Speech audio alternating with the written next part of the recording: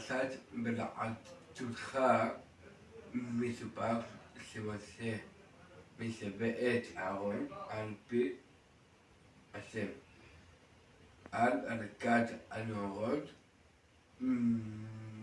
במנורות הזהב, והתורה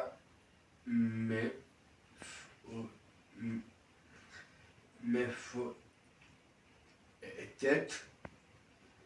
את עבודת הלוויים במשכן, כולל הכנות שעליהן ולעשות לפני עבודות אלו.